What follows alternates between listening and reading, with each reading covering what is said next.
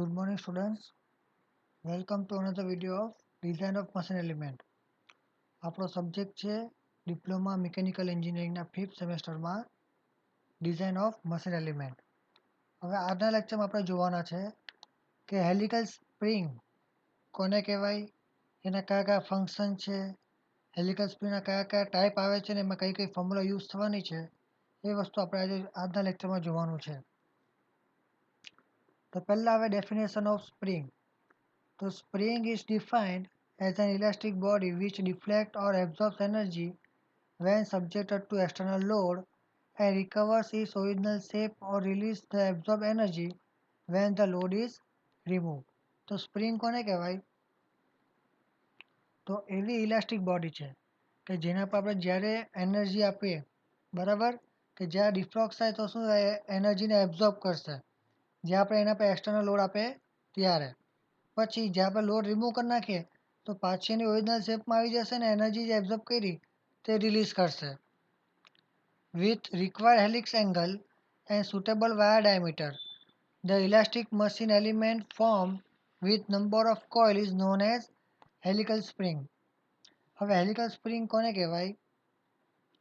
તો અમુક suitable wire diameter પર અને હેલિક્સ એંગલનો યુઝ કરીને આપણે ઇલેક્ટ્રિક મશીન માટેનો જે એલિમેન્ટ બનાવીએ, બરાબર, જેમાં નંબર ઓફ કોઇલ હોય એને કહેવાય helical spring. The material for spring wire may be steel, brass or alloyed metal. શું કીધું કે આપણું કયું એપ્લિકેશન છે એના પરથી આપણે કયું મટીરિયલ યુઝ કરી શકીએ હેલિકલ સ્પ્રિંગ માટે? તો સ્ટીલ, બ્રાસ કાં પછી એલોઇડ મેટલ્સ. હવે હેલિક્સ એંગલ કેટલો આવે? 10 ડિગ્રી જેટલો આવે, એને કહેવાય ક્લોઝ કોઇલ હેલિકલ સ્પ્રિંગ, બરાબર. ને જો 10 ડિગ્રી કરતાં વધારે હોય તો એને કહેવાય ઓપન કોઇલ હેલિકલ સ્પ્રિંગ. જો હેલિક્સ એંગલ છે તો 10 કરતાં ઓછો હોય તો એને કહેવાય ક્લોઝડ કોઇલ હેલિકલ સ્પ્રિંગ. ને જો હેલિક્સ એંગલ 10 ડિગ્રી કરતાં વધારે આવે તો એને કહેવાય ઓપન કોઇલ હેલિકલ સ્પ્રિંગ. હવે ઇમ્પોર્ટન્સ ફંક્શન કયા કયા છે હેલિકલ સ્પ્રિંગના? તો પહેલું આવે absorb the energy due to sudden applied external load, કે એક્સટર્નલ લોડ જો સડનલી અપ્લાઇડ થાય છે ત્યારે એનર્જી એબ્ઝોર્બ કરવાની. Second one, to absorb the mechanical energy and release the same when needed. મતલબ કે મિકેનિકલ એનર્જી જે છે તેને એબ્ઝોર્બ કરવાની ને જ્યાં જરૂર હોય ત્યારે પાછી એને રિલીઝ કરવાની. થર્ડ આવશે two measure the external force off load, કે એક્સટર્નલ લોડના કારણે કયો ફોર્સ લાગે છે, કેટલો ફોર્સ લાગે એ વસ્તુ મેઝર કરવા માટે. ચોથું આવશે to absorb torque or bending moment in the mechanical system, કે મિકેનિકલ સિસ્ટમ છે એમાં ટોર્ક અને બેન્ડિંગ મોમેન્ટને એબ્ઝોર્બ કરવા માટે. પછી પાંચમું આવે કે મિકેનિકલ વાઇબ્રેશન્સને એબ્ઝોર્બ કરવાના. તો આ 5 ફંક્શન્સના કારણે આપણે હેલિકલ સ્પ્રિંગનો યુઝ કરીએ છીએ. હવે 3 ટાઈપની મેઇન હેલિકલ સ્પ્રિંગ આવે: compression helical spring, tension helical spring અને ટોર્સનલ હેલિકલ સ્પ્રિંગ. 3 ટાઈપની હેલિકલ સ્પ્રિંગ આવે છે. હવે તમે નીચે ફિગરમાં જોઈ શકો છો, આપણને કમ્પ્રેશન, ટેન્શન અને ટોર્સનલ 3 સ્પ્રિંગ બતાવેલી છે. પહેલાં જોઈએ આપણે કમ્પ્રેશન હેલિકલ સ્પ્રિંગ. તો this type of spring are subjected to axial compressive load, કે જ્યારે એક્સેલ કમ્પ્રેસિવ લોડ લાગતો હોય તો એવી સ્પ્રિંગને શું કહેવાય? આપણું compression helical spring. Due to axial load the spring wire is subjected to torsional shear stress. હવે એક્સેલ લોડ લાગે છે એના કારણે શું થવાનું? વાયરમાં ટોર્સનલ શિયર સ્ટ્રેસ લાગે. The spring gets compress and its length decrease. હવે શું થવાનું? કમ્પ્રેસિવ ફોર્સના કારણે આપણી સ્પ્રિંગ છે તે કમ્પ્રેસ થવાની ને એના કારણે એની લેન્થ ઘટવાની. હવે સ્પ્રિંગ ક્યાં યુઝ થાય? તો બફર કાં પછી શોક અબ્ઝોર્બરમાં યુઝ થાય, પછી વાલ્વ મેકેનિઝમમાં યુઝ થાય ને બ્રેક મેકેનિઝમમાં યુઝ થાય આપણી કમ્પ્રેશન સ્પ્રિંગ. તમે ફિગરમાં જોઈ શકો છો, અહીં આપણે એક્સેલી શું કર્યું? કમ્પ્રેશન લોડ લગાડ્યો, મતલબ કે ડાઉનવર્ડ લોડ લગાડ્યો, જેના કારણે તેની લેન્થ છે તે શું થવાની? ડિક્રીઝ થઈ જવાની, બરાબર. પછી આવે ટેન્સાઇલ હેલિકલ સ્પ્રિંગ. તો this type of spring is subjected to axial tensile load which may be static or variable in nature. હવે આવી જે સ્પ્રિંગ છે તેના પર શું લાગે? ટેન્સાઇલ એક્સેલ લોડ લાગે છે. કાં તો પછી એ કોન્સ્ટન્ટ હોઈ શકે, કાં પછી વેરિયેબલ હોઈ શકે. because of axial load spring wire is subjected to torsional shear stress. હવે એક્સેલ લોડ લાગે છે એના કારણે શું થવાનું? ટોર્સનલ શિયર સ્ટ્રેસ લાગવાનું. અને લેન્થમાં શું થવાનું? લેન્થમાં ઇન્ક્રીમેન્ટ થશે સ્પ્રિંગમાં. ને આ સ્પ્રિંગ ક્યાં યુઝ થાય? તો સ્પ્રિંગ બેલેન્સમાં, સેફ્ટી વાલ્વ મિકેનિઝમમાં અને બ્રેકિંગ મિકેનિઝમમાં યુઝ થાય છે આપણી ટેન્સાઇન હેલિકલ સ્પ્રિંગ. બરાબર. લાસ્ટ આવે ટોર્સનલ હેલિકલ સ્પ્રિંગ. તો this type of spring are subjected to twisting load. તો ટ્વિસ્ટિંગ લોડ ઉપર લાગે છે, આવી સ્પ્રિંગ પર ટ્વિસ્ટિંગ લોડ લાગે. The axis of the coil of spring because of this load spring wire is subjected to bending moment and hence bending stress are induced in the spring wire. હવે શું કીધું કે આપણા twisting moment લાગે છે આપણા કોઇલની એક્સિસ ઉપર. બરાબર. તો એના કારણે શું થાય કે બેન્ડિંગ મોમેન્ટ લાગે છે સ્પ્રિંગ ઉપર ને એના કારણે બેન્ડિંગ સ્ટ્રેસ ઉત્પન્ન થશે આપણા સ્પ્રિંગ વાયરના અંદર. હવે આપણો ટ્વિસ્ટિંગ લોડ લાગે છે એના કારણે શું થવાનું? આપણા કર્વેચરમાં ચેન્જ આવશે કોઇલના અંદર. બરાબર. ને this spring is used in door hinge, bush holder, mechanism for electric motor, door shutter, hand lever અને ફૂટ લીવર. આ બધી જગ્યાએ આપણને ટોર્સનલ સ્પ્રિંગ જોવા મળે છે. પછી આપણે જોવાનું છે terms use for helical compression spring. કે હેલિકલ કમ્પ્રેશન સ્પ્રિંગ એમાં કયા કયા ટર્મ યુઝ થાય છે? તો ફર્સ્ટ આવશે આપણી સોલિડ લેન્થ. શું કહેવાય? Solid length LS. So due to axial compression load, when the compression spring is compressed until each coil come into contact with each other, the spring becomes like a solid hollow bar and that length of spring is known as solid length. મારી compressive spring પર જ્યારે મેં compression load લગાડું ને બધા wire છે તે એકબીજાના ટચમાં આવી જાય એટલું મેં લોડ લગાડું તો શું થાય કે મારું જે સ્પ્રિંગ છે તે હોલો શાફ્ટ તરીકે દેખાય આપણને. ને એ જે લેન્થ મળે મને સ્પ્રિંગની એને કહેવાય સોલિડ લેન્થ. ને એની ફોર્મ્યુલા શું આવે? LS બરાબર N ઇન્ટુ ડી. જ્યારે N એટલે શું છે? Total number of coil. D એટલે શું છે? આપણો ડાયામીટર ઓફ ધ વાયર. સમજ પડી સોલિડ લેન્થ કોને કહેવાય? પછી સેકન્ડ ટર્મ આવે આપણી ફ્રી લેન્થ. તો ફ્રી લેન્થ કોને કહેવાય? The free length of compression spring is shown in figure 4.22. આપણને ફિગરમાં બતાવ્યું છે આ જે LF દેખાય તમને સ્ટાર્ટિંગથી લઈને એન્ડિંગ સુધીનું જે ડિસ્ટન્સ છે તે સ્પ્રિંગની ફર્સ્ટ કોઇલથી લાસ્ટ કોઇલ સુધીનો distance is the length of the spring between the extreme coils in the free or unloaded condition. કે જ્યારે મેં સ્પ્રિંગ પર કોઈ બી લોડ નથી લગાડતો ત્યારે જે બંને એક્સ્ટ્રીમ કોઇલ છે એના વચ્ચે જે ડિસ્ટન્સ આવે તેને કહેવાય free length. It is equal to the solid length plus the maximum deflection or compression. હવે આપણી ફ્રી લેન્થ કેટલી થવાની?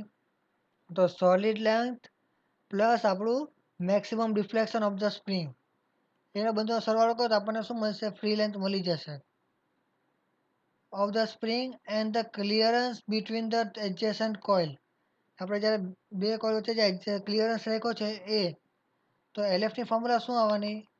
LF બરાબર solid length plus maximum deflection plus total clearance. તો શું થવાનું? LF બરાબર N into D plus delta max plus 0.15 delta max. તો 0.15 ડેલ્ટા મેક્સ શું છે? આપણું ટોટલ ક્લિયરન્સ છે. બરાબર. હવે પડી ગઈ ફોર્મ્યુલામાં. પછી આવે થર્ડ વન કમ્પ્રેશન લેન્થ. તો કમ્પ્રેશન લેન્થ કોને કહેવાય? તો after the axial load is applied to the spring the distance measured between the two extreme coil of the spring is known as compressed length. તો compressed length કોને કહેવાય? કે આપણે જ્યારે લોડ લગાડીએ પછી આપણે જે બે કોઇલ વચ્ચે ડિસ્ટન્સ માપીએ એને કહેવાય કમ્પ્રેસ્ડ લેન્થ. એની ફોર્મ્યુલા શું આવવાની?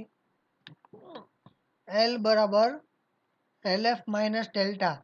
જ્યાં ડેલ્ટા એટલે શું છે? આપણું ડિફ્લેક્શન ઓફ સ્પ્રિંગ. પછી આવે ફોર્થ ડેફિનેશન પીચ.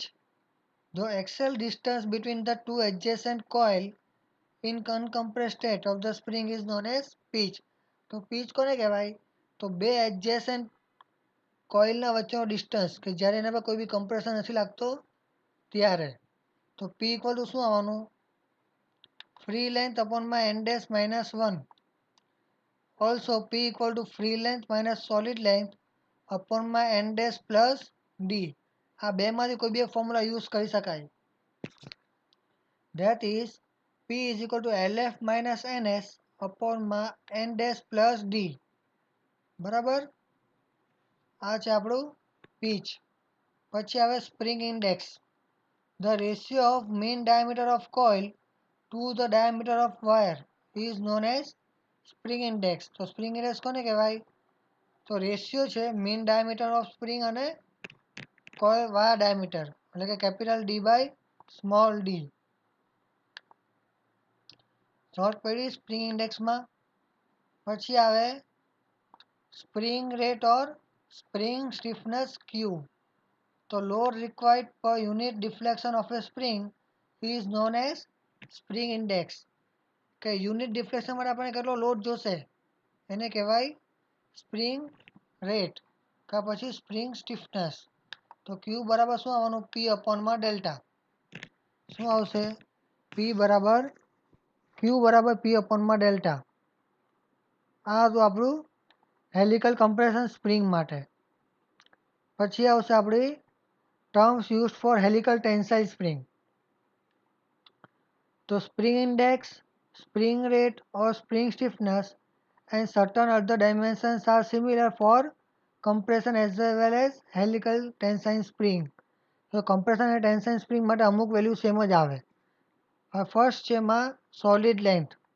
તો when the spring is not subjected to axial load, the distance between the two end coil of the spring is known as solid length. હવે આમાં જ્યારે બી આપણે લોડ નથી લગાડતા ત્યારે જ આપણને ડિસ્ટન્સ મળે છે એક્સ્ટ્રીમ કોઇલ વચ્ચેનો, એને કહેવાય સોલિડ લેન્થ. એની ફોર્મ્યુલા આવશે LS બરાબર D into N plus 1. D એટલે વાયર ડાયામીટર અને એન પ્લસ 1 એટલે શું? આપણી નંબર ઓફ કોઇલ. સેકન્ડ આવે આપણી ફ્રી લેન્થ. તો the length between inside to outside end of extreme coil is known as total free length. તો total free length કોને કહેવાય? કે આપણા ઇનસાઇડ ટુ આઉટસાઇડ એન્ડ સુધીના એક્સ્ટ્રીમ કોઇલનો જે ડિસ્ટન્સ છે એને શું કહેવાય? Free length. ફોર્મ્યુલા શું આવવાની? LS બરાબર LF બરાબર LS plus length of end of spring. સમજ પડી? હવે આપણે જોવાનું છે હેલિકલ સ્પ્રિંગનું ડિઝાઇન. બરાબર, design of helical spring. First આવશે સ્પ્રિંગ મટીરિયલ. તો સ્પ્રિંગ મટીરિયલ કયું યુઝ થાય? હાઈ કાર્બન સ્ટીલ, કે જેમાં કાર્બન પર્સન્ટેજ કેટલું આવે? 0.7 to 1%. પછી આ medium carbon steel, alloy steel, phosphor bronze અને સ્ટેનલેસ સ્ટીલ. આ બધા મટીરિયલ આપણે યુઝ કરીએ છીએ આપણી સ્પ્રિંગ બનાવવા માટે. પછી spring with relatively thin wires are manufactured by cold welding winding while the spring with thick wires are manufactured by hot winding. જો પતલા વાયરવાળી સ્પ્રિંગ હોય તો આપણે કોલ્ડ વાઇન્ડિંગથી કરી શકીએ, ને જો જાડા તારવાળું હોય તો આપણે એમાં શું કરવું પડે? હોટ વાઇન્ડિંગ કરવું પડે. Table shows the detail of sum commonly use material for spring. તો કયું કયું મટીરિયલ યુઝ થાય? High carbon steel wire, oil tempered high carbon steel wire, music wire, chrome vanadium alloy steel, 18x8 stainless steel ને phosphor bronze. આ બધા wires છે, material છે, આપણે સ્પ્રિંગમાં વધારે પડતી યુઝ કરીએ છીએ જનરલી. બરાબર. પછી આવશે મેઇન ડાયમેન્શન્સ ઓફ સ્પ્રિંગ. તો મેઇન ડાયમેન્શન પહેલું આવે આપણું outside diameter DO, inside diameter DI ને મેઇન ડાયામીટર શું આવવાનું? D, which is equal to D0 plus DI by 2. પછી આ wire diameter small d, deflection of spring delta. હવે increase or decrease in length due to external load. Delta એટલે શું થવાનું આપણું? ડિફ્લેક્શન, કાં તો ઇન્ક્રીઝ થવાનું કાં પછી ડિક્રીઝ થવાનું લેન્થમાં. પછી active number of coil or effective number of coil equal to N. N એટલે શું છે આપણું? Effective number of coil. પછી આવે ઇનએક્ટિવ કોઇલ એટલે નંબર ઓફ ઇનએક્ટિવ કોઇલ, એને કહેવાય N1. ને ટોટલ નંબર ઓફ કોઇલ કેટલું થવાનું? N ડેશ બરાબર N પ્લસ N1 ને પી એટલે શું થાય? પીચ. સમજ પડી એક્ઝામ આમાં થિયરીમાં? હવે આપણે આવતા લેક્ચરમાં આગળ એનું ફોર્સ એનાલિસિસ જોવાના છે સ્પ્રિંગની ડિઝાઇન માટેનું. હવે આજના લેક્ચરમાં કોઈને કઈ પ્રોબ્લેમ હોય કે ડાઉટ હોય તો મને કોન્ટેક્ટ કરી શકે છે, મેસેજ કરી શકે છે કે પછી કોલ કરી શકે છે ને કોમેન્ટ સેક્શનમાં કોમેન્ટ પણ કરી શકે છે. આ વિડીયો લાઈક અને શેર કરો, ચેનલને સબસ્ક્રાઈબ કરો. Thank you for watching this video.